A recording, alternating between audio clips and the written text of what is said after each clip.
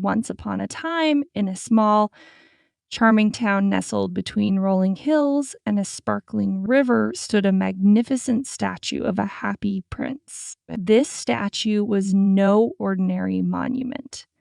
It was crafted from the finest gold, adorned with precious jewels, and had eyes made of the brightest sapphires that sparkled with kindness.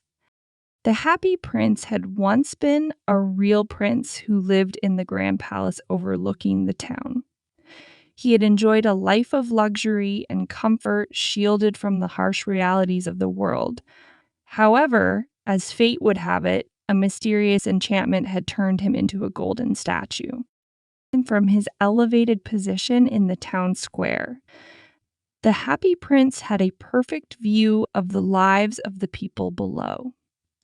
One day, he noticed a poor swallow seeking refuge from the approaching winter. The compassionate prince implored the swallow to stay with him and, in return, asked the bird to be his messenger of goodwill.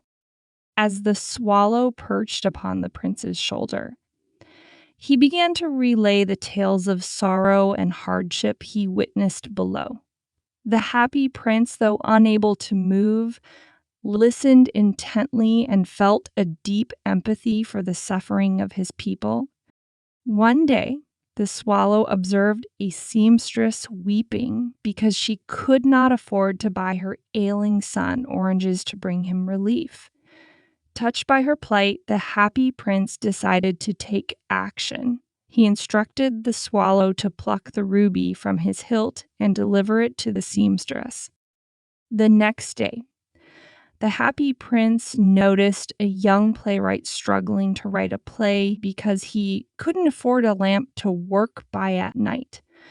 The compassionate prince, despite his immobility, insisted that the swallow pluck out one of his sapphires and deliver it to the struggling writer.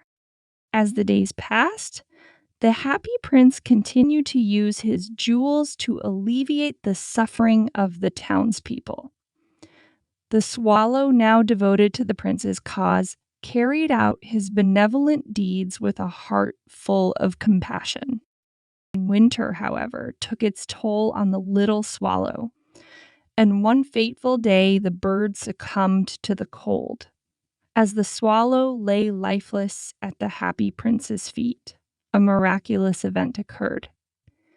The leaden heart of the prince cracked open, revealing a living heart of flesh. The prince was finally released from his golden prison, and his soul soared into the heavens.